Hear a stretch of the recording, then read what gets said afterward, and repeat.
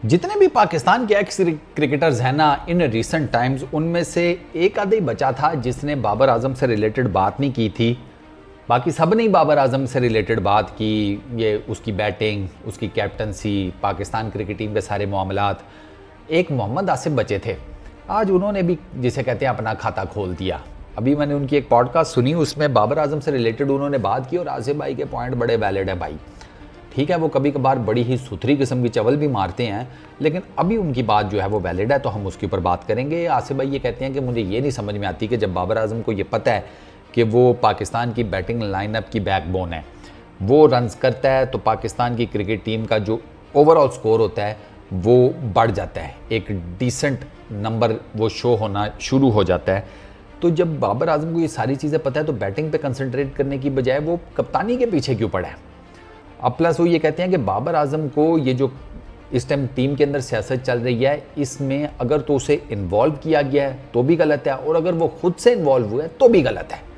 बाबर आजम को ये सारी चीज़ें साइड पे करके अपनी बैटिंग के ऊपर कंसंट्रेट करना चाहिए। ये जो टीम की पॉलिटिक्स है, ये जो क्रिकेट की पॉलिटिक्स है, इसमें कुछ नहीं रखा, ये इवेंचुअली इसको जिसे कहते हैं ख़राब करेगी, और बाबर आजम ख़राब हो रहे हैं, जो साफ सी बात है। अब ये कप्तानी के पीछे आप जो सारा सिनेरियो इस टाइम बना है, दो कि मैं आपको एक चीज़ बड़ा यहाँ पर ना दोबारा से क्लियर कर दूँ। देखो यार, ये जो कप्तानी का सारा कांड हुआ है ना, बाबर, शाहीन, फिर बाबर, इसमें ना किसी की साइड कप्तानी की हद तक लेने की बिल्कुल कोई ज़रूरत नहीं है। जो चीज़ हुई है उसको एज इट इज़ बताएं।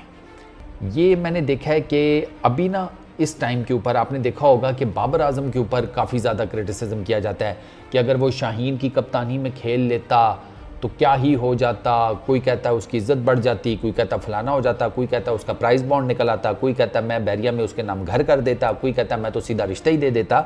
सब बकवास है, सब झूठ है। उसकी रीज़न ये है कि बाबर आजम से जिस तरीके से कप्तानी ली गई थी उससे पीछे जाएं, फिर शाहीन का कप्तान बनाना भी गलत था ना। शाहीन को जिस तरीके से कप्तान बनाया गया उसके ऊपर कोई बात नहीं करता, क्यों नहीं करता, सवाल ये पैदा होता है। फिर बात तो उस पर भी होनी चाहिए कि वो भी गलत कप्तान बना था। 85 बाबर आजम के टोटल नंबर ऑफ मैचेस हैं एज कैप्टन, 46 उसने जीते हुए हैं, तकरीबन कोई 48 बल्कि जीते हुए हैं, 56% उसकी विन परसेंटेज है। तो यार क्या ज़रूरत ही चलते फिरते निज़ाम में उंगल करने की।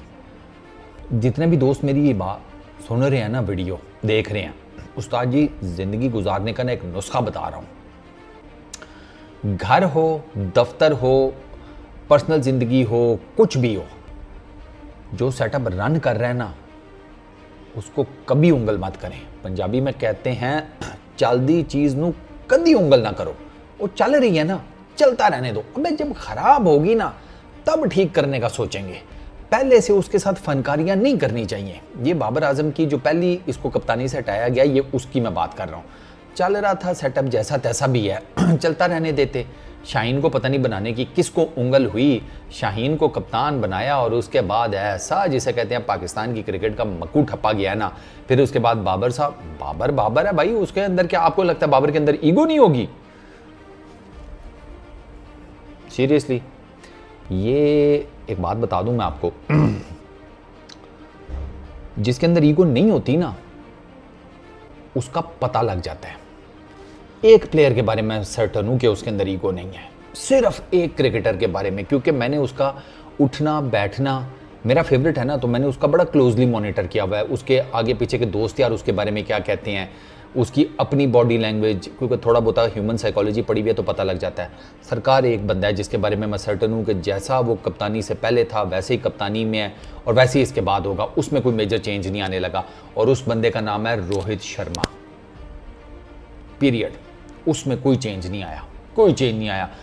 कप्तानी बड़े बड़ों को चेंज कर देती है। ये अमित मिश्रा की बातें नहीं सुनी आपने? चलो उसके ऊपर एक अलग से वीडियो करेंगे, वो भी क्या कांड, मैं कहता हूँ क्या कटा खुला है वो भी, अमित मिश्रा वाला भी। बट खैर, तो बाबर के अंदर भी फिर वो थोड़ा बहुत तो था कि मुझे गलत निकाला गया। वो जब शाहीन का मक्कू ठपा गया तो बाबर आजम को दोबारा कप्तानी मिल गई। अब बाबर आजम ने खुद ली या बाबर आजम को मिली, आई डोंट नो, लेकिन बाबर आजम कप्तान बन गया।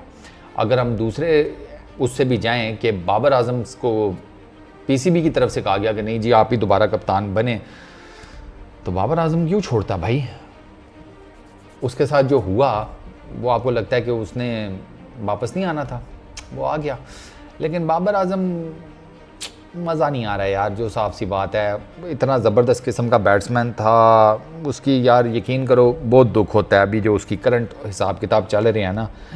ये कप्तानी शप्तानी तो चलो वो पूरी टीम ने खेलना होता है, सिर्फ बाबर आजम के ऊपर ही नहीं, बाबर आजम की इंडिविजुअल परफॉर्मेंसेस भी देख लेना।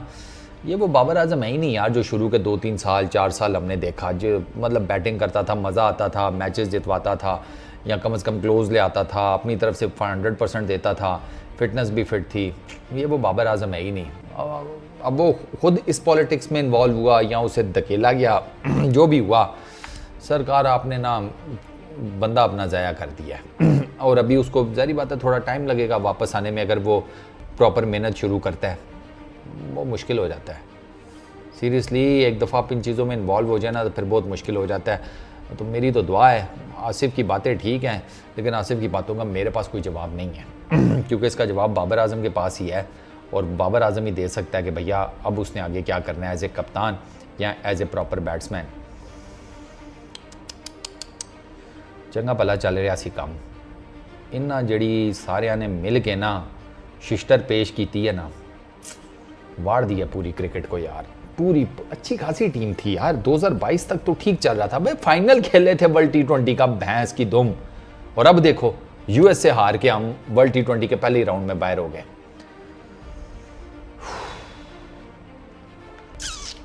चलती चीज़ नू कदी उंगल ना करो, पीरियड। इस वीडियो में इतना ही, अपना बहुत ख्याल रखना, नेक्स्ट वीडियो में मुलाकात होगी, पीस आउट।